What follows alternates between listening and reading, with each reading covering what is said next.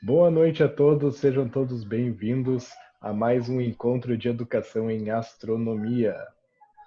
Lembrando a todos para manterem os microfones desligados, podem colocar as suas perguntas no chat, ou então, no final da fala do Rafael, vocês podem utilizar o recurso de levantar a mão para abrir o microfone e fazer as perguntas. Lembrando que todas as aulas estão ficando gravadas e disponíveis no YouTube do Planetário da Unipampa. Então, sem mais, já paro de compartilhar aqui e convido todos para fazer uma viagem pela ficção científica e o ensino de astronomia com Rafael Kobata Kimura. A palavra é toda sua, Rafael. Boa noite a todos. Explicação rápida, para quem não me conhece, né? Meu nome é Rafael Kimura, eu sou professor aqui na Universidade Federal do Pampa, também trabalho no planetário da Unipampa. Então, eu não sou um aficionado por ficção científica, né? Mas conheci a ficção científica como um recurso didático, né? Como uma ferramenta de ensino no meu pós-doc, né? E basicamente quero começar, né, falando um pouco sobre as características da ficção científica, para depois discutir essas características e algumas aplicações que eu tive, né, ao longo da minha trajetória ali como professor, né, principalmente. Então, gostaria de apresentar, né, essas teorias do ponto de vista mais prático. Então, foi dessa forma, então, que eu idealizei a minha apresentação de hoje. Então, primeira coisa, né, que a gente pensa em ficção científica é a questão da definição. Então, essa questão ela é bastante complexa, porque a ficção científica ela tem mais de 50 definições possíveis, né? Então, fica bastante complicado, né, você começar a entrar nessa discussão. Quando você discute o que é ficção científica, então você começa a se deparar com um universo dele que pode ficar muito, muito tempo só dentro dessa discussão.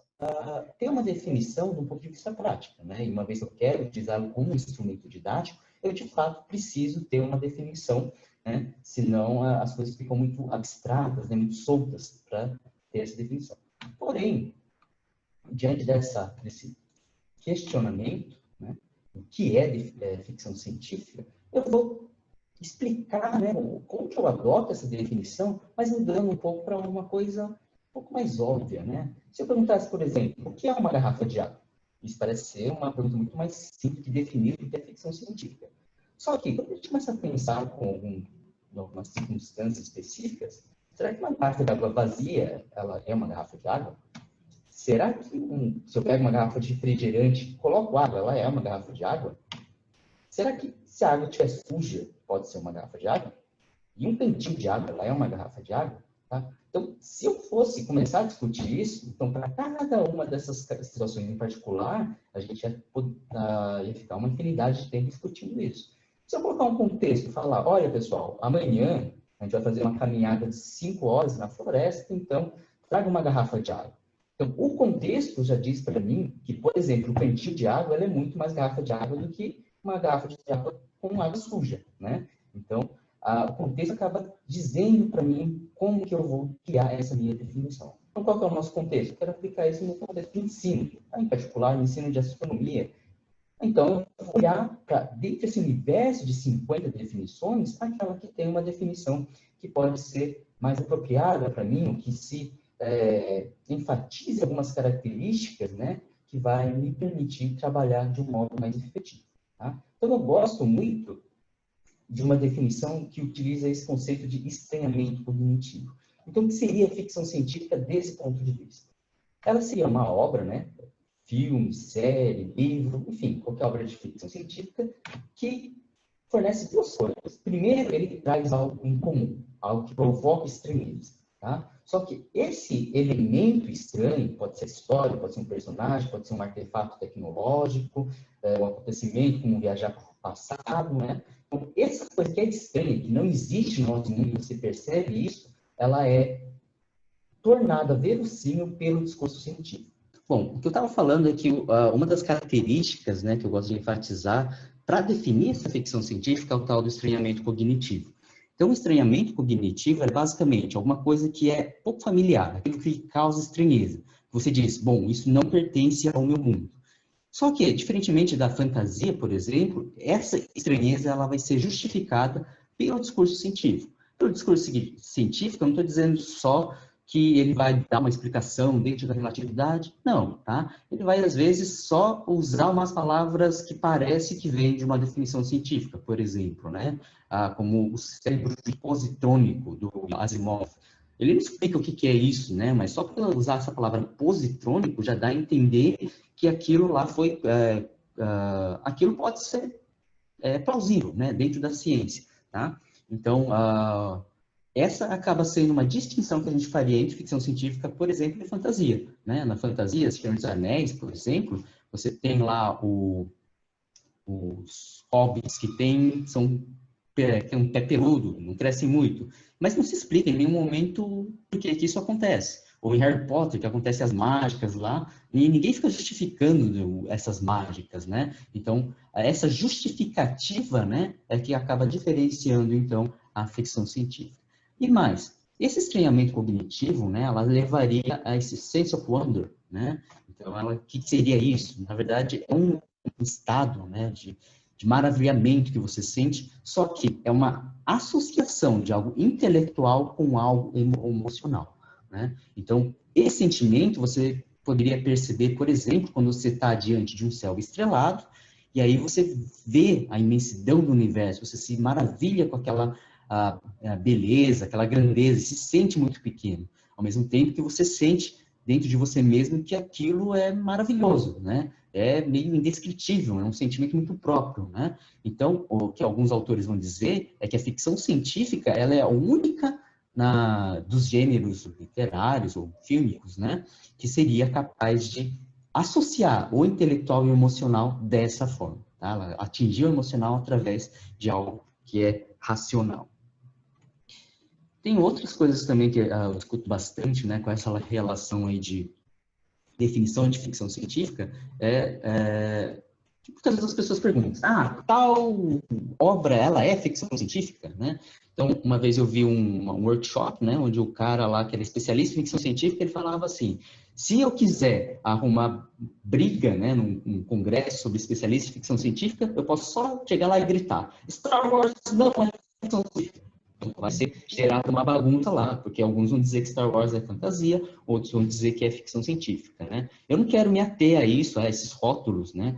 Como um educador, eu vou estar mais interessado em se aquela obra em particular tem elementos que eu consigo trabalhar, né, baseado um pouco dessas teorias que falam sobre a ficção científica como uma ferramenta de ensino. Então, aí é que entra os tais elementos contrafactuais. Então, existem muitos elementos, né, que são típicos de ficção científica, mesmo que aquela obra, como um todo, não possa ser caracterizada como tal, né? Então, por exemplo, viagens espaciais, viajar para outro planeta, comunicação extraterrestre e assim por diante. Então, existem vários elementos, né, que às vezes podem estar isolados dentro de uma obra, mas que eventualmente a gente consegue utilizar como se fosse um elemento típico de ficção científica. Bom, eu vou citar agora uma breve história da ficção científica. Não, enfim, eu vou citar alguns aspectos históricos da ficção científica. Então, definir ficção científica é muito complicado, né? E para você definir uma história dela, você precisa, na verdade, dessa definição. Então, a gênese dela, ela varia muito. A gente vai dizer que ela começou lá no Império Romano, outros vão dizer que o começo dela é lá com Kepler, né, o mesmo das órbitas elípticas, ele teve lá uma historinha que ele criou, dizem que foi a primeira ficção científica da história, outros vão dizer que é lá com a Mary Shelley, lá no 1800 e tantos, né, 20 e tantos, se eu não me engano, mas, enfim, eu não vou me atenção, mas eu quero falar alguns aspectos que vão caracterizar a ficção científica e que vão influenciar na nossa reflexão quando a gente for querer aplicar a ficção científica no contexto de ensino. Então, o cara que criou esse termo, né, em inglês science fiction ou ficção científica, é esse tal de Hugo Gernsback, né? Então, tem um maior prêmio, né, da ficção científica, é o Hugo, justamente em referência a esse cara que cunhou o termo ficção científica. Na verdade, anterior a esse termo science fiction, ele tinha um que era tipo cientificação trocando ficação por ficção, né? Então, cientificção seria mais ou menos alguma coisa assim, né? Daí, por uma questão de royalties lá, ele então mudou para science fiction, que ficou muito mais, que pegou mais, né? Isso em torno de 1926, 1929. Nessa época, então, é que nasce realmente o nome ficção científica, né? Já tinham obras que são caracterizadas como tal, mas, de qualquer forma, é essa época que surge a ficção científica como um gênero mesmo. Daí, em 1960, tem esse outro cara que é importante também, que é o Campbell. O Campbell, ele muda o nome dessa Amazing Stories para Analog Science Fiction, e ele é um editor que acredita que a ficção científica ela precisa ser acurada do ponto de vista científico.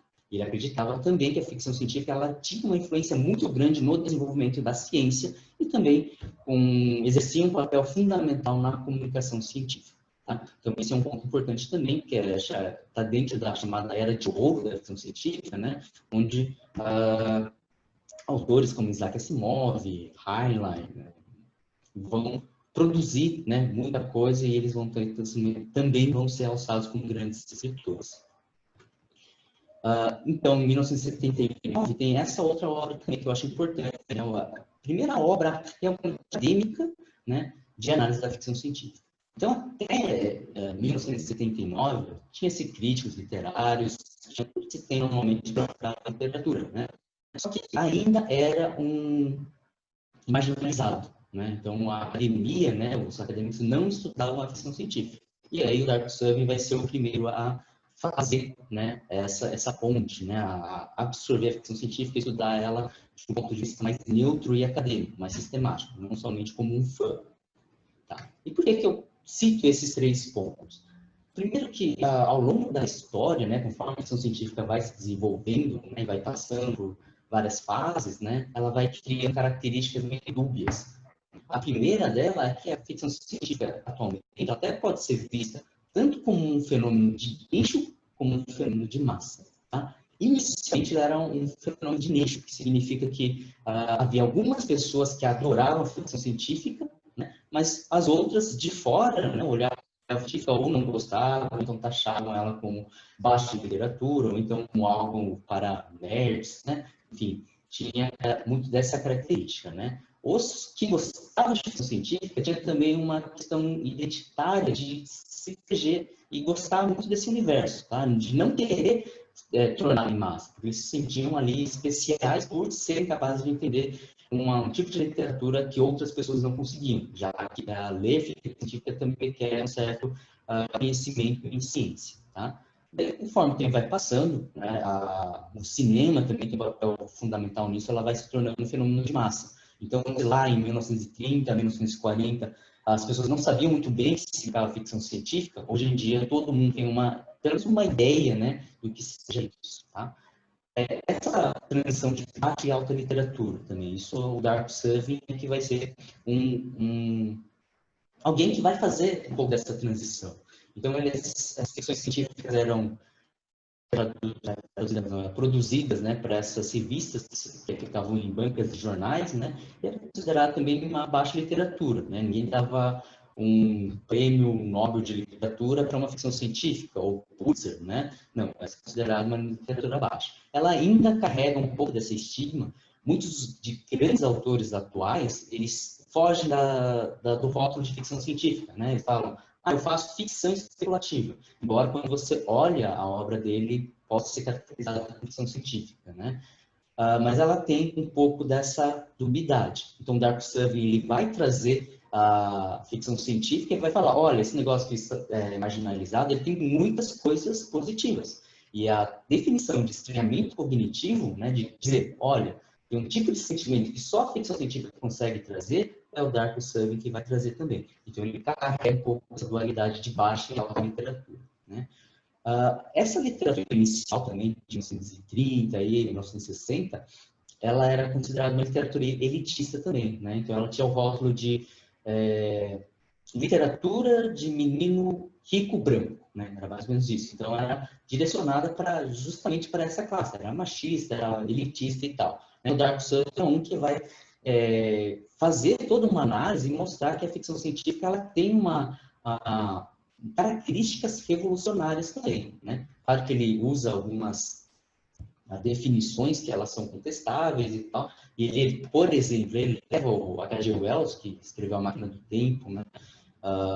Guerra dos Mundos, né? Entre outras obras conhecidas, e joga, por exemplo, Asimov e o Heinlein, que eram adorados na época, né? Meio que para baixo. Ela fala, a literatura do Asimov e Heinlein não é tão bom assim, mas do H.G. Wells, né? Por esses tantos que são revolucionários, eles tornam a humanidade reflexiva, né? E traz, né? Mas tem essa dualidade também que a gente precisa pensar quando vai estar ficando em si. Uma coisa que para o brasileiro também precisa ser pensada é a questão do imperialismo cultural, tá? Em que sentido? Que a ficção científica, a gente não pensa em uma obra brasileira, a gente vai pensar em uma obra produzida ou nos Estados Unidos ou na Europa, né? Mas tem que pensar nos Estados Unidos. Então, entra a questão de, uma vez que a gente está absorvendo essa cultura que vem, principalmente norte-americana, né? Quais as implicações que isso tem. Quanto que a gente está abrindo mão, às vezes, da nossa identidade para estar tratando de um produto que ela é gerado principalmente lá nos Estados Unidos. Claro que tem a ficção científica brasileira, ela existe, né? Também sofre essa mesma dualidade, já que muitas vezes você pega uma obra de um brasileiro e a única coisa que ele faz sei lá, é como se tivesse um Luke Skywalker, só que ele é negro. Né? É a única diferença. O resto é tudo, o enredo dele, a montagem, o cenário é todo como se fosse um norte-americano que tivesse escrito, né? Então tem essas dualidades que a gente precisa pensar, né? E a gente está confrontando, né? Quando a gente vai utilizar a ficção científica não como entretenimento, mas como um objeto para ser utilizado na hora de ensinar ciências.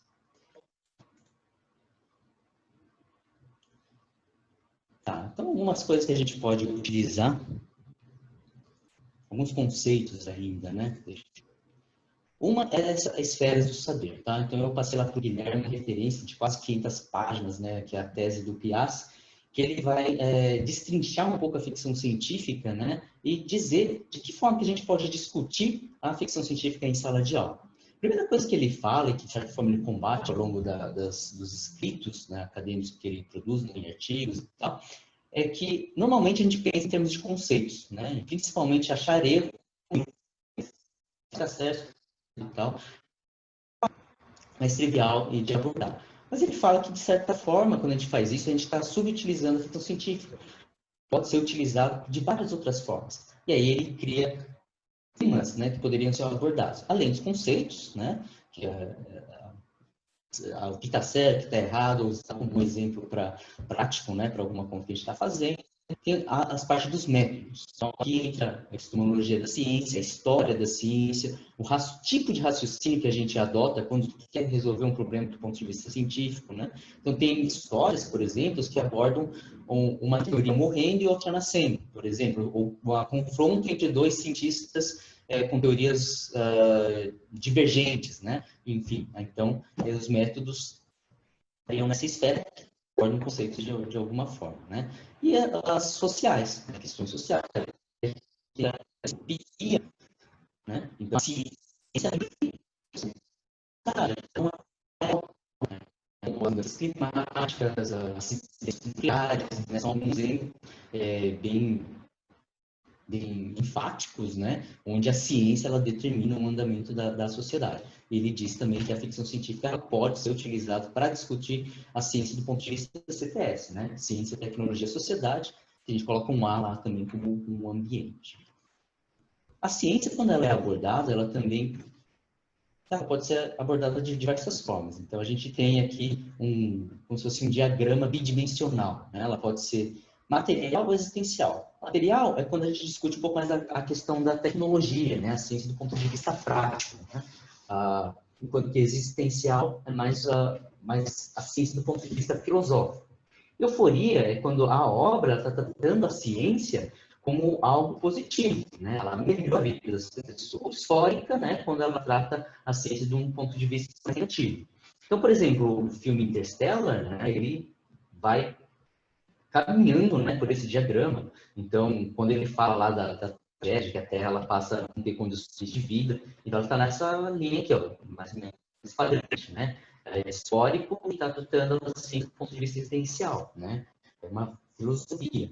Material, né? Então, eufórico, ele faz uma viagem, ele consegue passar por um buraco negro para buscar a solução em um outro sistema planetário, né? Então, eu trataria que a ciência está resolvendo o nosso problema, então ela é um eufórico, né? E material, porque é por meio da tecnologia.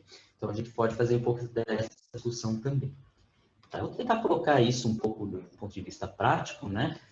Falando de algumas experiências pessoais, né? Então, eu já, a partir do momento que eu entro no pós-doc em ficção científica, logo depois disso eu fui para a Unipampa, então quero falar sobre algumas experiências e quero trazer um pouco dessas características que eu citei assim. Tá? Então, com extensão, eu já trabalhei com 2 clubes de leituras, né? Uma no ensino fundamental e agora, né? Pelo planetário da Unipampa mesmo, um clube de leitura mais universitário. Então, bem, aqui a extensão, né? Eu fiz alguns projetos de extensão, que, ou seja, né, fora são informais e tal, né? Me perdi, mas vamos aqui. Então, são algumas experiências que eu tive ao longo da minha carreira acadêmica, né? A partir do pós-doc, então, eu passei a conduzir alguns projetos na área de ensino que apliquei a ficção científica. Então, na área de extensão, eu já participei de 2 clubes de leituras, um para o ensino fundamental e outro para o público universitário, né? E no ensino superior, né, eu já aqui na licenciatura em física a gente tem 2 disciplinas obrigatórias focadas em astronomia, que é fundamentos de astronomia e ensino de astronomia. E pontualmente eu já levei a ficção científica para essas 2 disciplinas também. Tem uma optativa também que a gente tem aqui, que a gente abriu, chama tópicos interdisciplinares. Aí a gente já oferecer essa disciplina 2 vezes, né, numa optativa, e normalmente eu faço com os outros 2 professores, e a gente aborda a ficção científica e utiliza ela como uma ponte entre a parte de letras, de química e física, que são os 3 professores, as especialidades dos 3 professores.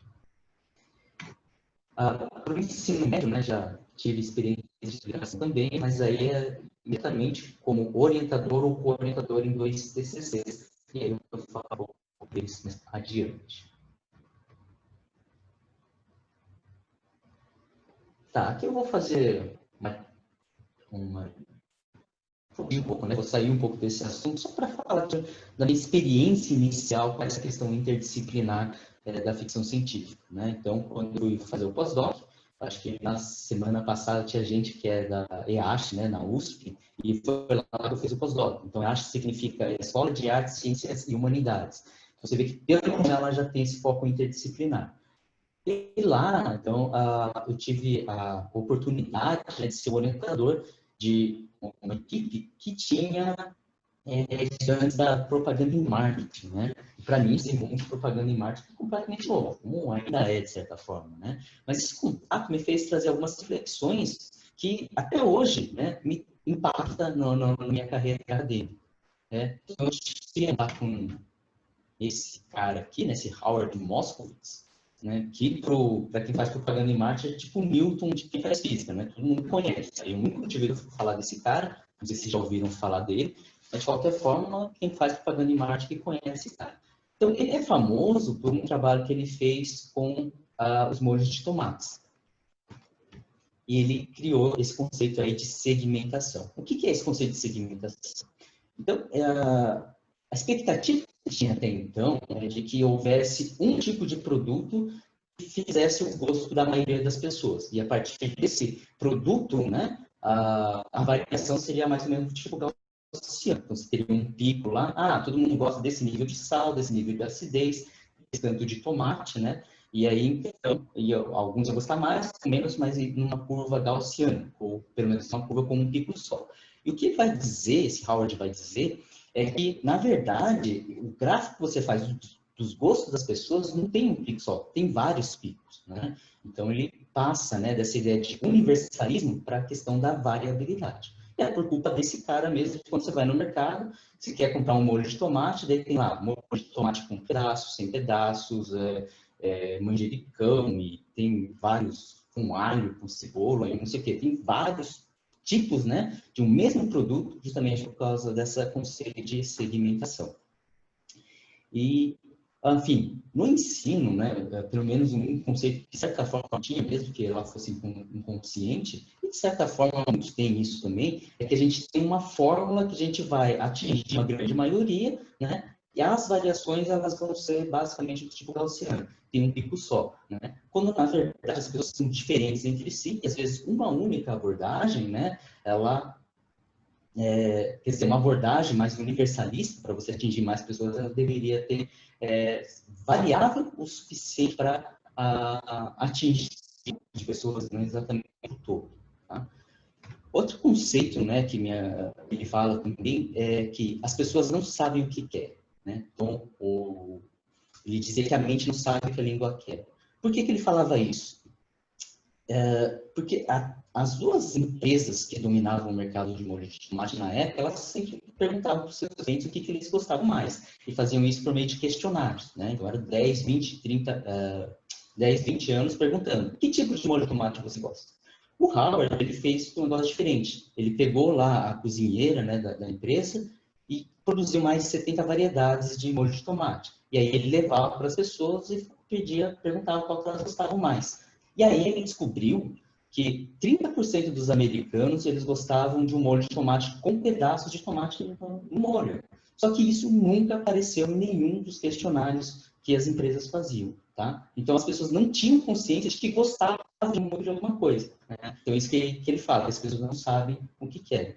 E de certa forma, quando a gente está falando de ficção científica, a gente precisa estar atento a essas duas coisas. Né? A gente não usa ficção científica se a gente não acha que isso vai ser interessante ou que isso vai motivar mais. Mas a gente precisa ter consciência de que, primeiro, a ficção científica ela tem essa característica de nicho que ela carrega, de estigmatizar. E tem gente que vai chegar e falar, não, ficção científica, eu não gosto disso. Né? E outro ponto é que a ficção científica, ela, ao longo do tempo, ela diversificou muito. Né? Então, você pode abordar de diversas formas, sob diversos prismas, diversas obras. Né? Então, muitas vezes, a pessoa parece que ele gosta de algum tipo de ficção científica, mas não sabe disso. Né? Então, a gente, às vezes, explorar essa questão.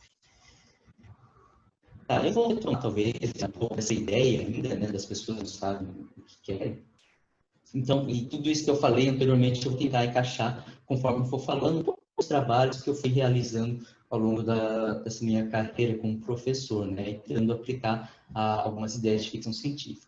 Primeiro, né, eu falei que a ficção científica tem a característica de nicho, né, de pessoas que gostam muito daquilo, mas é um grupo normalmente fechado, né. Essas atividades, essa característica, na verdade, a gente percebe em atividades de adesão voluntária. Então, os dois clubes de leituras, né, um para ensino médio não, ensino fundamental, e o clube universitário, né, elas são de adesão voluntária. A gente chega lá e fala, quem quer participar do nosso clube de leitura de ficção científica? E as pessoas se inscreveram e aparecem no horário combinado. Né? Não tem notas, não tem nenhum tipo de recompensa acadêmica, né, ou escolar, e elas apareciam lá porque realmente queriam. Então, elas apresentam um pouco dessa característica de gênero de nicho. Em tópicos interdisciplinares, como é uma optativa, também tem isso. Né? Elas vão lá por que é. E tem uma experiência que eu tive na disciplina de ensino de astronomia, que eu resolvi adotar, como eram só 8 alunos, essa abordagem de aprendizagem por projetos. Então, cada um dos meus 8 alunos tinha um projeto próprio, né, que eles escolhiam, né, eu dava algumas opções, mas eles também tinham a liberdade de desenvolver a própria ideia, né, eram temas todos relacionados à astronomia, cada um tinha o seu próprio projeto. E nesse caso, 2 escolheram fazer a ficção científica. Também então, entra nessa questão aí de gênero de nicho. Toda vez que eu faço uma atividade voluntária, eu muito provavelmente estou dentro dessa característica da ficção científica. Ela é mais fechada, né? E ela apresenta algumas características que eu acho interessante. Primeiro, as relações horizontalizadas elas são mais fáceis. Você consegue dialogar mais, ele normalmente já traz uma carga, já conhece algumas obras, já não tem medo da ciência, por exemplo, né? Então fica mais fácil a gente conversar de igual para igual. Né? São pessoas, normalmente esses grupos, né, embora elas sejam restritos, não é um público normalmente muito grande, mas ela une pessoas diferentes em torno de uma temática em comum. Então, no clube de ficção científica, por exemplo, a gente tem física, a gente tem químicos, já atualmente, não, a gente tem também pessoal das letras, né, e todos têm essa ficção científica com interesse em comum e trazem contribuições de mundos que são diferentes. Isso é algo realmente bastante satisfatório, né, quando a gente trabalha dessa forma. E a mesma coisa também no ensino fundamental. Às vezes a gente une pessoas que gostavam de literatura, mas não tinha tanta afinidade com ciências. Ou pessoas que gostavam muito de ciências e não tinha tanta afinidade com literatura. E aí a gente colocava essas pessoas em interação e saiu resultados bem interessantes também. Como eu já tinha citado anteriormente, como a gente está lidando com um gênero de nicho, né, a gente precisa entender que o público vai ser restrito. Então, por mais que eu faça uma boa divulgação, eu não vou conseguir que toda a faculdade se interesse no clube de leitura, por exemplo. Eu sei que são alguns poucos que vão se interessar, mas esses que se interessam, em geral, são pessoas que têm um conhecimento de ficção científica, né, e realmente gostam daquilo, tá? Então, e uma coisa que eu costumo dizer também, que dentro dessas atividades voluntárias, a ficção científica ela não motiva, porque a motivação ela já está lá, né? Eles já conhecem isso, eles já são motivados, mas ela potencializa o interesse. E as respostas que a gente normalmente obtém é muito interessante, tá? Eu vou citar em particular esse trabalho que eu realizei aqui no ensino de astronomia, né? Nessa verdade, de aprendizagem por projetos. Então, eram 8 projetos diferentes, e teve 3 que realmente se destacaram. Tá? E desses 3, 2 eram da ficção científica. Tá? E como que os alunos, como é que eu sei? Por que eu digo que essas ações elas foram muito bem sucedidas? Porque os alunos eles se dedicaram muito, muito mesmo. É uma disciplina de 2 créditos, que significa que é um encontro semanal de 2 horas, né? Então eu propunha para eles que eles tinham a cada 15 dias apresentação de 30 minutos. E o material que esses 2 estudantes de ficção científica produziram era realmente fantástico. Às vezes o cara aparecia lá com um documento com 40 páginas, né, em 15 dias de trabalho. Né? E outra coisa que surgiu ali é o trabalho até da menina aqui que participou do clube de leitura, da Bárbara, né, que ela conduziu o projeto dela nesse ensino de astronomia, ficou um projeto muito bom. Ela gostou tanto do trabalho que ela quis fazer isso no TCC. E aí ela estudou durante as férias, né, entre o ensino de astronomia e o TCC-1, fez o TCC-1 com ficção científica, depois fez o TCC-2 também. E foi um trabalho muito legal, gostei muito, né? Só não digo que está no nível de dissertação de mestrado, porque por causa da maturidade dela. Em termos de dedicação, né, o quanto de trabalho que ela produziu realmente foi uma quantidade enorme. Então, essa questão motivacional de potencializar o interesse, eu realmente vi isso na prática. O cara já gosta de ficção científica, quando você fala, olha, desenvolve alguma coisa nesse sentido. Então, eles vão produzir muito material. E eu acho que o resultado é sempre bastante satisfatório.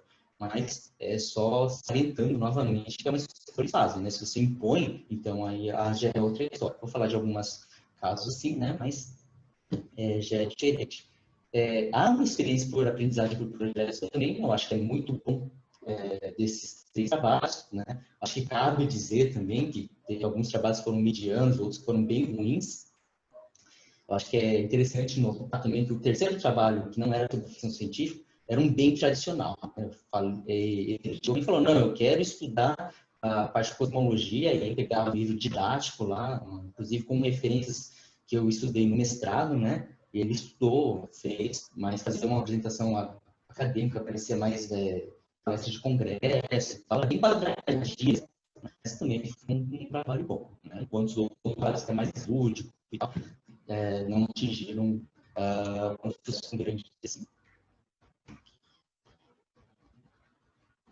Então, uma coisa que eu gosto de trabalhar, e tenho trabalhado bastante, é colocar os estudantes para produzir ficção científica. Tá? Então, não sei se a expectativa era que eu apresentasse algumas obras que falassem sobre astronomia. Então, a interessante também existem obras como Green Mark, Interstellar, mesmo que aparentemente trabalhar principalmente na questão e trabalhar, quero trazer para vocês hoje, é colocar o aluno para fazer uma ficção científica, né?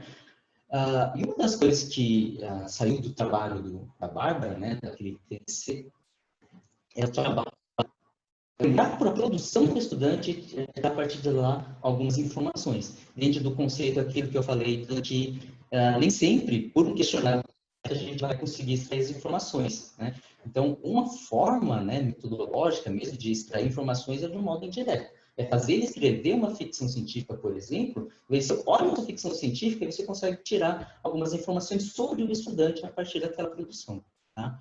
Tá, mas o que foi o trabalho dela? Né? Então, ela tinha uma turma, né, no estágio dela, ela tinha que falar sobre hidrostática. Não é da astronomia, mas eu acho que é relevante trazer um pouco desse trabalho aqui. Né? Então, ela dava algumas aulas, levava experimentos e também falava para os alunos, olha, vocês vão produzir uma ficção científica tentando colocar nessa ficção científica os elementos que a gente for tratando em sala de aula.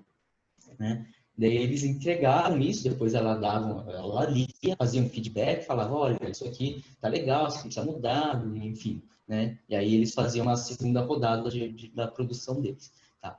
Então, a gente olha para essa ficção científica e tem algumas coisas interessantes que a gente pode extrair. Né? Então, por exemplo, a gente pode ver qual que é a visão da ciência que eles têm.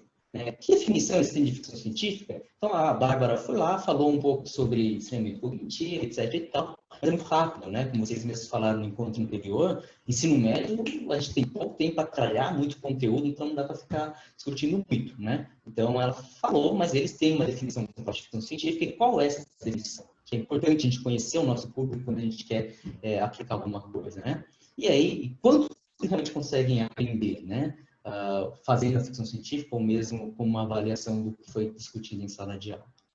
Então, a visão da ciência tem algumas coisas interessantes, né? Primeiro que a maioria dos estudantes entendem, né, a ciência como um processo de um estudo árduo e contínuo, né? Eles não acham que a ciência sai, como em muitas ficções científicas, de que o cara tira as coisas do bolso do nada, assim, né? Ela precisa realmente de um estudo contínuo, né, de longo tempo, né? Esse aqui é um exemplo. Então, ela colocou lá na redação dela. Ele tinha um sonho de explorar o oceano. Porém, ele sabia que isso envolveria muito estudo. Então, ele passou anos estudando. Né? Então, ela já tem essa ideia de que, para ser cientista, você precisa estudar bastante. Né? Isso aparece em várias outras redações também. Agora, tem isso aqui que me chamou bastante atenção. Então, boa parte das redações apareciam cientistas como pessoas inteligentes e dedicadas, só que como pessoas solitárias e tristes. Trago 2 fragmentos para ilustrar isso. Em uma redação aparece: por mais que suas teorias e experiências fossem boas, a sua vida pessoal ia muito ruim, pois Bastian, que é o cientista, né, da história dela, era fissurado em seu trabalho. Mas aí Bastian resolveu viver sua vida e deixou a física para a nova geração, porque ele acreditava muito. Então, ele abandona a ciência porque ele quer viver, né? Então, em ensino de ciência, a gente fala muito, né, que eles preocupar com conceitos, mas existe uma área que fala que a gente tem que se preocupar também com as relações atitudinais das pessoas, né? Melhorar a imagem da ciência, né? Você vê aqui que as pessoas, pelo menos muitos dos estudantes, vão pensar que ser cientista é não ter uma vida. Né? Então, isso aparece muito claramente em muitas redações também, né? Isso me chamou bastante atenção. E tem uma outra ali, que é mais trágica, né? Aquela redação dizia: mas qualquer pessoa precisa de uma família. E como ele não tinha ninguém, acabou com a solidão, né? Você vê aqui também essa visão, né, de que ser cientista é ser uma pessoa triste e solitária, né? Tá, então eu falei, né, que elas têm umas visões mas todo mundo tem, de certa forma, uma ficção científica. E quando você fala, faça uma ficção científica, né? E aí você imagina que elas já têm alguma coisa. Mas é impressionante como que nem todo mundo, né, não é tão geral assim, né? Então, só mencionar a ciência, para alguns já torna a história uma ficção científica. Eu vou dar 2 exemplos até assim, meio engraçados.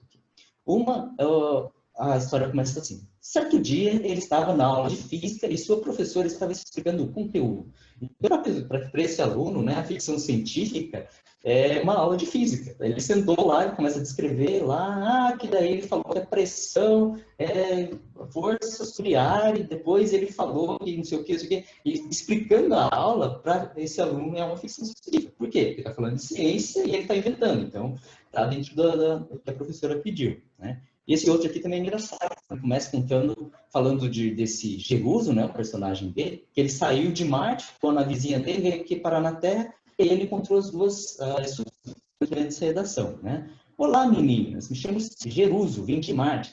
Poderiam, por obséquio, me ajudar? Claro, nossos nomes são Estela e Nathalie. O que precisa, né?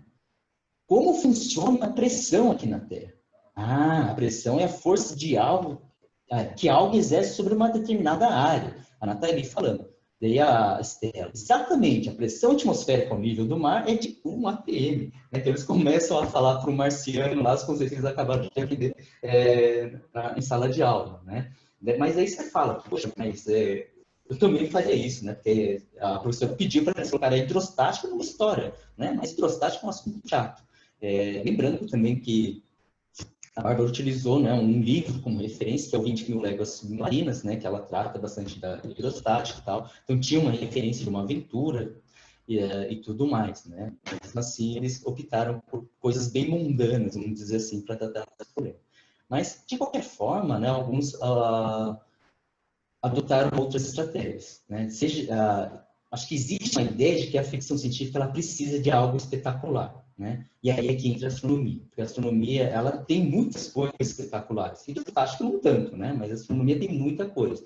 E ela precisaria ser pautada na ciência de fronteira, né? E não em hidrostática, por exemplo. Então, um bom exemplo é esse aqui. O aluno ele escreve assim, vai escrever um cientista, né, que vai para um congresso, e aí ele apresenta uma prensa hidráulica. Ele explica como a prensa hidráulica funciona e tal. Daí ele completa ali, ó. Porém, eles não ficaram muito felizes nem muito interessados, mas acho que eu já esperava por isso. Eles queriam coisas novas. Não era o meu caso, né? Então, depois ele ter descrito lá o experimento da prensa hidráulica, ele fala isso, e aí depois ele começa a se empolgar. Você vê pela própria narrativa lá, pelas palavras que ele usa, que ele começa a realmente gostar daquilo que ele está escrevendo. Ele fala, o meu colega, né, que apresentou lá uma máquina que cria um buraco de minhoca que leva para outros tempos e outros universos, era algo que todo mundo estava esperando. Daí ele começa a descrever a máquina, começa a escrever uma aventura. Então ele deixa claro, né, que ele fez o que fez porque a professora tinha pedido para ele discutir hidrostática, mas que para ele a ficção científica ela precisa ser espetacular. Então ele tem que falar de buraco de minhoca. Né? Então, essa aqui são algumas coisas interessantes também que saíram desses trabalhos. Tá, mas se os conceitos, no final das contas, eles aprenderam, né, a tal da hidrostática, o que se diz, né, que utilizar a ficção científica ou produzir ficção científica, ela vai ser uma aprendizagem significativa porque você está associando esse a um contexto, né? E também por uma assimilação matemática, né? Quer dizer, a assimilação matemática acaba sendo um ponto em aberto, né? Acho que eu já estou me estendendo demais aqui. Então, tem dois fragmentos, né, que eu gostaria de enfatizar aqui. Né? Primeiro, assim, então, quando ele entrou em uma profundidade muito alta, viu que a pressão que era exercida sobre o submarino era muito alta, a ponto que se ele saísse, seria esmagado. Então, ele coloca dentro de um contexto, né, o conceito lá do Steve, do OGH, etc. E tal. Essa outra aqui coloca, era a pressão de 111 atmosferas, então ela calcula de fato, né, quanto seria a pressão ali, acho que é 11 mil metros, né, da profundidade do mar, e aí ela tem um ponto que é bem interessante discutir nessa questão da aprendizagem significativa. Que eles criam um artefato, né, que é tipo uma broca, né, feita de diamante, que seria feita para entrar dentro da Terra. Então, eles imaginam o seguinte, olha, lá no fundo do mar a pressão é muito, muito alta, né, e normalmente ele está bem mais abaixo do nível do mar, então seria mais fácil de chegar mais próximo do centro da Terra. Então seria um ponto para eu chegar a partir desse fundo do mar, né, que eu precisaria perfurar menos, né, e também usar a pressão alta, porque seria mais fácil de eu afundar essa broca. Né? Bom, primeira coisa é que o erro físico ele é meio gritante. Né? No fundo do mar, na verdade, tem um impulso, então é mais difícil você empurrar a broca. Só que mesmo assim, o fato da pessoa estar tentando, o estudante, né, está tentando colocar disso de um contexto, extrapolar as ideias que ele viu em sala de aula, para uma realidade mesmo fictícia, eu acho que dá a entender que essa aprendizagem está sendo mais significativa. Obviamente que tem um erro ali, ela precisa ser consertada, e houve uma conversa lá, né, olha, assim que acontece de fato, o impulso, não sei o quê, tem uma explicação, mas essa tentativa de extrapolar as ideias que são colocadas em sala de aula, eu acho que é muito legal, e vejo isso muito mais como um resultado positivo do que um resultado negativo pelo erro conceitual que ela comete. Até depois eu acho que eles arrumam isso, né? Daí eles criam tipo um cano que é feito de... a broca vai pelo ar mesmo e a água entra por cima, né, para empurrar a broca. Mas enfim, daí então... Mas me parece ser um resultado bem interessante, tá? Eu vou passar mais rápido aqui, só para não entender demais, porque não tem tempo para a gente conversar. Produção de ficção científica, acho que ela tem outras características interdisciplinar. Heterogeneidade significa, quando a gente põe eles para produzirem, as obras que eles produzem é sempre muito diferente uma da outra. Muito diferente da abordagem mais conteudista, por exemplo, onde a gente tenta homogeneizar as coisas, a gente quer que as respostas sejam todas iguais. Quando a gente parte dessa parte de produção, a gente vê que essa cópia, né, ela é praticamente inexistente. Né? A gente, pelo menos, não vê até agora um estudante copiando a ideia do outro. Elas são sempre narrativas muito diferentes uma das outras. Vou mostrar um exemplo aqui, né? Isso aqui já no ensino superior, quando eu estava lá no Fundamentos de Astronomia, eu propus depois de explicar um pouco sobre exoplanetas, que eles fizessem uma ficção científica. E um dos estudantes me surpreendeu muito, porque ele foi lá, pegou o sistema de Cepheid-Turan, né, que é aquele sistema planetário com 7 planetas rochosos, onde 3 estão em uma zona habitável, né? E ele estudou muito a fundo esse sistema, né? Ele começou a fazer questões, tipo, será que em algum momento esses planetas se alinham? Quando eles se alinham, o que será que acontece, né? Será que a gravidade, os efeitos gravitacionais são grandes? Ele vai, pega as massas de cada planeta, calcula quanto é a gravidade sentida em cada uma delas, né? E permanece o estudo e vê que isso nunca ia acontecer, porque pelo menos os estudos até aquele instante era de que os planetas estão em ressonância, elas nunca ficam alinhadas e tal. E aí ele cria um modelo de atmosfera, né? Então, ele cria um modelo geoquímico, né, para cada um dos planetas. Aí ele coloca uma civilização lá, cria uma linguagem para eles. Ele fez um gigantesco, assim, só baseado na ideia do inerentemente interdisciplinar, porque ele vai estudar um pouco de biologia, ele vai, faz uma de geologia, enfim, era um estudante que já que ele é realmente muito bom mesmo, se você só der uma aula expositiva, ele vai ser muito bom, de qualquer forma, mas ele realmente extrapolou e me surpreendeu muito. Né? Tem uma outra que é bem criativa, né? Um estudante que ele criou um sistema, né, na verdade artificial. Então, ele conta uma história de que uma civilização bem avançada, ele criou um sistema onde a estrela estava no meio e colocava 4 planetas numa mesma órbita, né? Só que em órbitas todas opostas, né? E aí uma era formada por era o planeta fogo, o planeta ar, água e terra, né? E eles mantinham características que se sustentavam dessa forma, né? Então foi bem criativo. E um outro TCC também, que eu acho que cai dentro dessa produção, embora ela tenha sido feita ali, o produto final, ela tenha sido idealizado para o pessoal do ensino médio, mas eu acho que só o fato, né, dela ter feito essa produção já é de ser citado até como um processo formativo dela. Então, no TCC dessa estudante, o que ela fez? Ela criou um mangá, né, onde ela tentava discutir a matéria escura, né? Então ela criava 2 cientistas que tinham teorias diferentes para explicar o que era matéria escura. Então nessa história, a gente discutiu o conceito de matéria escura, né? Enfim, abordava o que leva a pensar que ela existe e tal. Ela também discute aquela segunda esfera do conhecimento que eu tinha mostrado para vocês, né, que é a esfera dos métodos. Então, ela vai ler um pouco sobre a epistemologia de Lakatos, né, e pauta a história dela, né, no confronto dessas duas teorias para identificar a matéria escura. Tá? Repare também que ela mesma roteirizou, criou, fez um estudo, né, fez o roteiro, ela desenha, também ficou um trabalho muito bom, fantástico, né? Acho que também tem essas características, mas principalmente no desenvolvimento criativo, né? Na contextualização criativa, acho que isso dá para ser colocado nesse trabalho magnífico, né? Que a Letícia aqui que ela fez. Ela foi muito autônoma também, né? Eu fui co-orientador desse trabalho, né? Passei só algumas leituras para ela e muita coisa ela fez sozinha e o trabalho, o documento escrito, o TCC dela também ficou muito bem escrito também. E acho que a ficção científica, como um potencializador da motivação dela, também foi muito bem aplicada nesse caso aqui. Tá? Bom, só para... Eu acho que por hoje deu. Podemos passar por uma conversa, né, se vocês tiverem tempo para isso. Vou colocar aqui, talvez fique mais à vontade. E aí, vocês querem fazer algum comentário, alguma pergunta?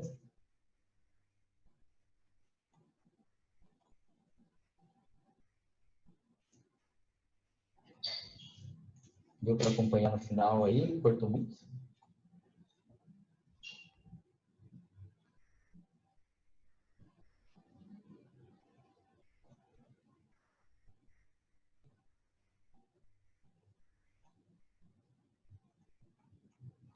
Tu tá mudo, Guilherme. Ah, o Guilherme estava falando. Obrigado. Bom, então eu ia dizendo que enquanto o pessoal vai colocando as perguntas ali no chat, eu vou colocando aqui o site do Planetário da Unipampa. No menu de material de apoio, vocês encontram um mangá feito pela Letícia. Certo? E já temos uma pergunta aqui. Olá, do Vitor Amorim. Olá, Rafael, boa noite, adorei a aula. Sou Vitor Amorim, aluno de Ciências da Natureza da Escola de Artes e Ciências e Humanidades. Humanidades da USP. E faço parte do grupo de pesquisa do professor Piassi também. Gostaria de saber, a partir das suas experiências, quais são as potencialidades e ou particularidades do uso do cinema de ficção científica no ensino de astronomia e as principais diferenças com o uso da literatura. Primeiro que o uso de filmes era muito mais direto, né? Tem agora eu esqueci o nome do autor, mas que ele faz, né, todo um levantamento e realmente as pessoas sabem muito mais sobre cinema do que sobre livros, sobre mesmo sobre séries, né? Filme em geral vai ter uma abordagem muito mais massificada, mas as pessoas conhecem mais, né? Ele também é muito mais direto, né? Se você quiser pontualmente na sua aula abordar algum aspecto específico, é mais fácil você utilizar um filme. Você pega só um trechinho, coloca lá e ele é muito mais direto de se aplicar. Também, né? É mais fácil você pedir para um aluno, vai lá assistir tal filme, que é mais rápido do que pedir para ler um livro. O livro, em geral, é necessário que exista uma predisposição dos estudantes para fazer essa leitura. Então, uma das dificuldades que a Bárbara teve, por exemplo, é de fazer os alunos lerem, né? Ela tentou forçar um pouco isso, mas sempre tem aqueles que não conseguem acompanhar essa leitura. Ele é interessante sobre dois pontos de vista. Primeiro que ele é, em geral, muito mais profundo, né? Discute muito mais, e tem também uma quantidade de obras bem maior, né, que a gente pode recorrer. E o segundo ponto é que, a partir do momento em que a gente sabe que os estudantes não leem muito, a gente pode também assumir para a gente, né, esse papel de ajudar a incentivar a leitura, né? Acho que esse é um ponto. Né? No núcleo de leitura que a gente tinha, né, não sei, o Lúcio, acho que não existe mais no grupo do Piassi, ou então ficou em pausa durante um tempo, né? Mas o Lúcio, a gente fazia isso, levava o clube de leitura para a escola, e a gente realmente tinha gente que gostava de ciência, mas não gostava de leitura. Então, nas discussões, a gente acabava fazendo com que algumas pessoas, alguns alunos, eles passassem a ler mais. Isso era bastante gratificante para a gente também.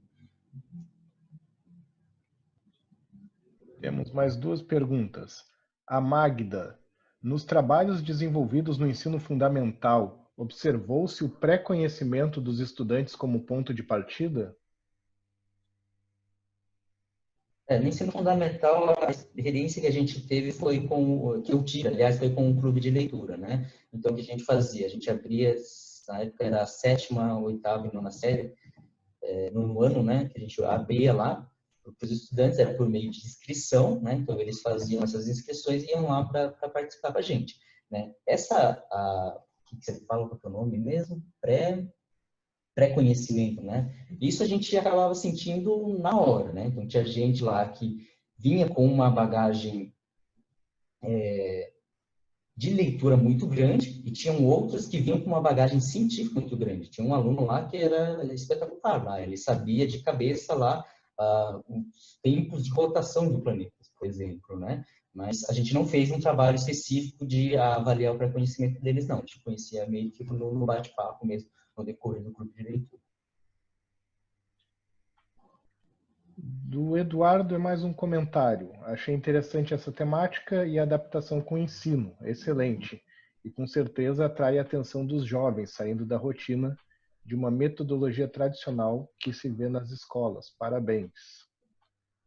Se alguém quiser abrir o microfone para fazer a pergunta ou levantar a mão para pedir para fazer a pergunta, pode fazer, porque eu estou com várias aqui. Né? É que coisa, né? A gente divide sala e precisa de um encontro desses para fazer as perguntas. Alguém? Então eu vou fazer as minhas. Tu mencionou ali da ficção científica, eu só não fiquei com a certeza. Quando fala em ficção científica, a astronomia é o tema mais lembrado, mas que mais recorre ao tema, ou as crianças acabam usando outros temas, né? Tu falou foi para o fundo do mar e tipo. Eu acredito que sim, né? Na verdade, essa aqui é mais uma crença, porque, como eu falei, né, o tema da Bárbara ela é hidrostática, né? E o livro motivador que ela utilizou é o 20.000 Léguas Submarinas, que acontece no fundo do mar. Então, ainda assim, né, um inventou lá de colocar uma viagem no tempo e tal, né, que é de buraco negro e tal, que é um tema mais da astronomia. Outro já inventou um marciano que veio, né, para a Terra para discutir hidrostática, né? Então, mesmo quando o tema não era astronomia, ela acabou aparecendo, né? Então, eu acho que seria uma das primeiras coisas que as pessoas pensariam quando se fala de ficção científica, com certeza astronomia, sim. E nessas tópicos disciplinares também, né? Eu já fiz essa questão de produzir ficção científica e realmente eu acho que em torno de 50% normalmente costuma abordar essa temática aí da astronomia. Aparece viagem no tempo, aparece muita questão da cybercultura, né? De realidades virtuais também aparece bastante. Mas a astronomia, ela está entre as que mais aparece com certeza. E qual dos níveis de ensino tu acha que é o mais frutífero? Se tivesse que apostar num nível de ensino para utilizar ficção científica, fundamental, médio ou superior? A fundamental é a questão da produção, né? Eu não tive essa experiência, né? Mas a do ensino médio me surpreendeu bastante, eu gostei bastante.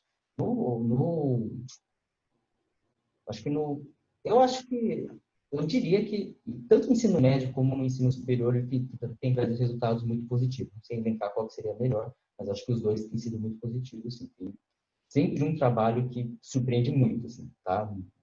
Muito acima, assim, daquilo que a gente espera, né? Isso acho que é legal. No fundamental, eu gostaria de experimentar, mas eu nunca tive essa oportunidade, não.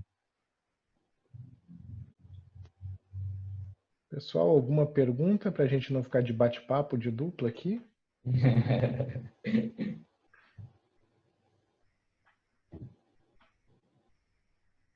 Faz algum tempo, já bastante tempo até, bem anterior ao próprio planetário,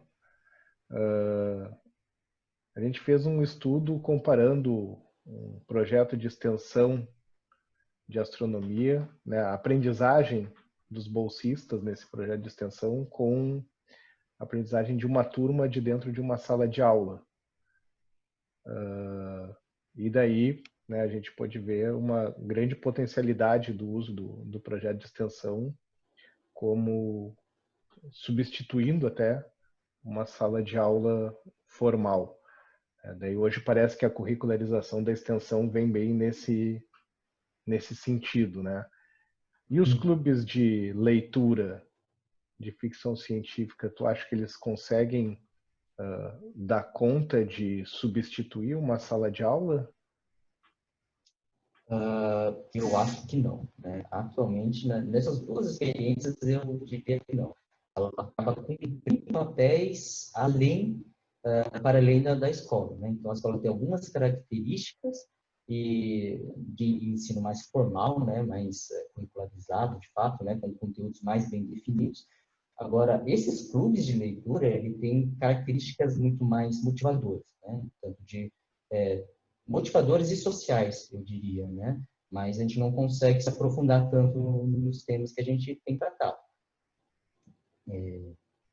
Mesmo o clube de leitura universitário que a gente tem lá, a gente tinha uma ideia no começo, né? Eu, o Rodrigo e o Márcio, a gente queria se aprofundar um pouco mais, mas a gente viu, né, que pelo andar da carruagem, o que acontece mais é que ele acaba sendo como se fosse um ensino informal. Eu diria até que está mais perto do ensino informal do que o formal, porque a gente não consegue controlar para onde que vai essas conversas. A gente discute coisas muito interessantes, a gente já discutiu questões muito profundas, até de filosofia, de religião, de mecânica quântica, relatividade, etc. E tal, que vai aparecendo, né? Mas a gente não tem controle nenhum sobre isso, né? Então, eu acho que nesse sentido, eu diria que não conseguiria, pelo menos os clubes de leituras não conseguiriam substituir a formal, não. Temos um comentário aqui da Alexandra.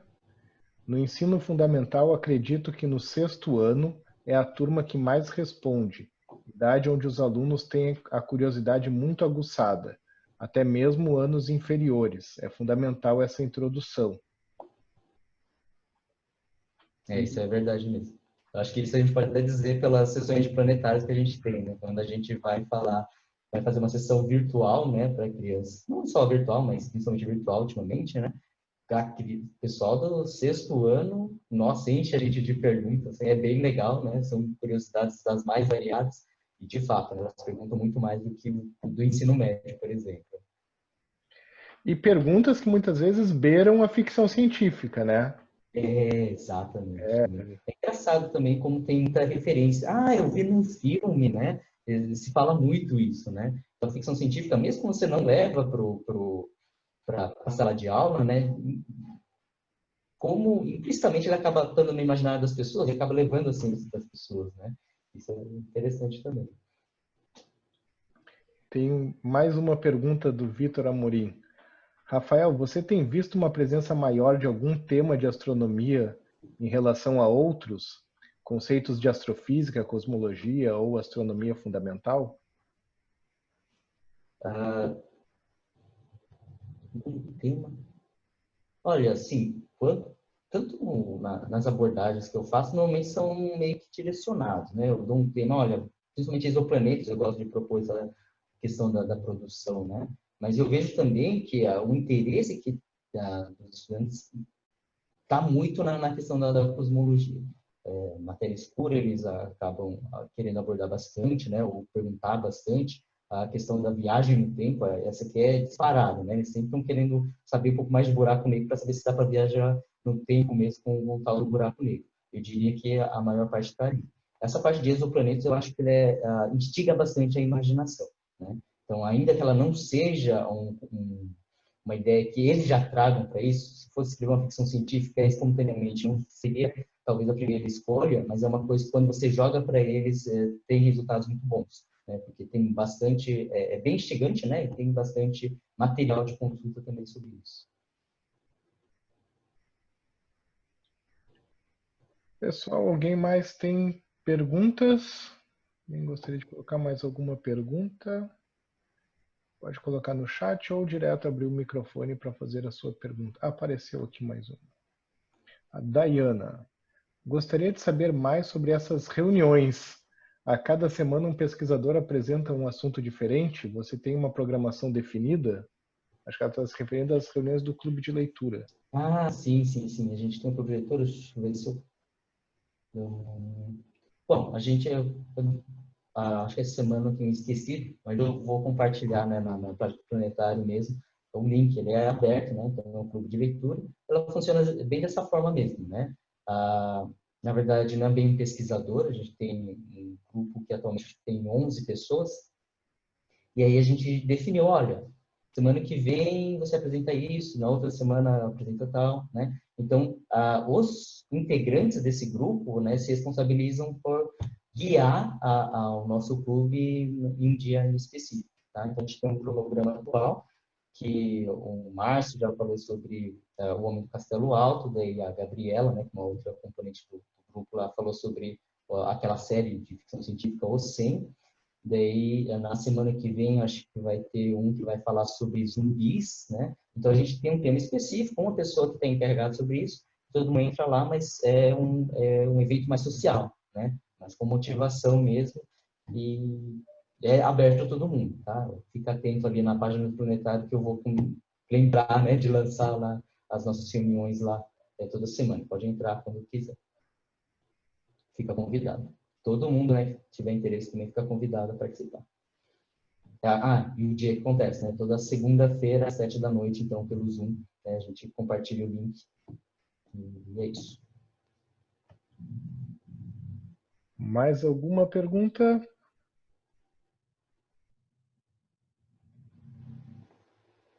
Então, vou convidar, se tiverem mais alguma pergunta ainda, podem colocar. Se não, eu vou, enquanto vocês vão pensando em perguntas, eu vou aqui já compartilhando com vocês, né, nosso próximo encontro. Sione, você está aí, Sione? Olá, olá, estou sim. Vai dar aquele spoiler básico para gente? Claro. Olá, pessoal. Boa noite a todas e todos. Quem não me conhece ainda, eu sou a Cione. Na próxima quarta estaremos aí com vocês, falando um pouquinho sobre divulgação científica, ensino de astronomia e a importância do diálogo entre jornalistas e cientistas. Bom, por que nós resolvemos trabalhar esse tema, né? Tanto na fala do professor Lang, quanto na fala do professor Rodolfo Fortunato, muitas pessoas perguntaram: gente, onde a gente encontra material de astronomia que tenha conceitos corretos? Tá, quarta-feira, então, eu vou falar para vocês de um programa muito legal que tem conceitos de astronomia e corretos. Então, não percam, convide todo mundo, convide os professores da sua escola, convide os seus alunos e vem conhecer um pouquinho de divulgação científica na próxima quarta. Obrigado. Obrigado, Sione. Tem um comentário aqui do José Eduardo, ótima palestra. O Vitor tá a fim de quebrar nosso diálogo, nosso bilólogo. Professor, boa noite. Tendo em vista o grande interesse do público, principalmente jovem, por assuntos sobre astronomia, incluindo ficções, como conciliar esse interesse com fontes fidedignas de informação?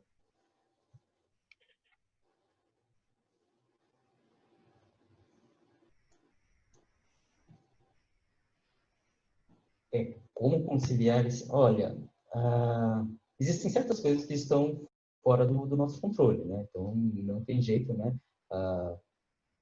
Eu acho que não tem como a gente, né, dizer o que o cinema tem que fazer, né?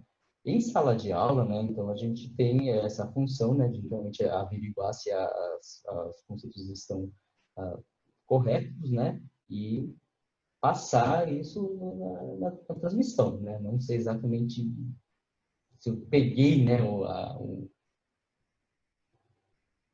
ponto-chave da questão. Você quer falar alguma coisa, Guilherme? Olha, eu não estava pensando numa resposta aqui, deixa eu reler a pergunta. Tá. Existe uma grande questão, é que ao utilizar a ficção científica para o ensino de ciências, né, como eu mostrei lá em alguns slides, né, a ficção científica ela não tem necessariamente estar correta, né? Não precisa disso. O objetivo dela é realmente entreter. Então, ele se vale de muitos licenças poéticos, né? O clássico é o Star Wars dando barulho nas explosões, né? Então, as outras versões, as primeiras do Star Wars, tinha uma explosão e fazia um barulhão, né? Só que no espaço vácuo, né? Então, o som se propaga, então seria irreal. Mas, do ponto de vista cinematográfico, isso é plenamente justificável, porque dá uma sensação, né, uma dramatização muito maior. Né? Então, o cinema já não tem uma preocupação com isso. Quando você vai para a sala de aula, então você meio que chama a atenção para essas questões, mas também se aproveitar de como a ficção científica é feita para poder discutir não só os conceitos, mas também outras questões que levam as pessoas a se sentir motivadas, inclusive atraídas, né, por uma ficção científica. Pode falar, Guilherme, com você. Não, acho que essa, né, foi bem colocado, né? O cinema vai colocar a ficção E daí cabe ao professor, na sala de aula, se aproveitar desses filmes que surgem, né, dessas séries que surgem, para abordar esses conceitos, né? Pode ser discutindo o limite de validade deles dentro da série ou do filme, ou simplesmente puxando o filme, a série ou o livro de ficção como o motivador para aquela aula, né? Hoje eu posso falar que eu consegui terminar em algum mundo paralelo, eu consegui terminar a série Dark, e ali tem vários conceitos, né, para serem explorados, falando de física e de viagens no tempo e tudo mais. Então, daí, claro, cada nível de ensino pode aproveitar isso como um motivador distinto, né, como que vai trabalhar. Mas eu acho que é isso, o filme ele é livre para fazer o que quiser e o professor ele tem ali uma ferramenta atrativa, né? Eu já vi um trabalho que, se eu não me engano, era a Física dos Vingadores. Eu vou aproveitar que está todo mundo de olho nisso para trabalhar física. É uma forma mais agradável do que dizer um corpo se move em linha reta ao longo de 1,25 metros. Né? Parece mais atraente, né?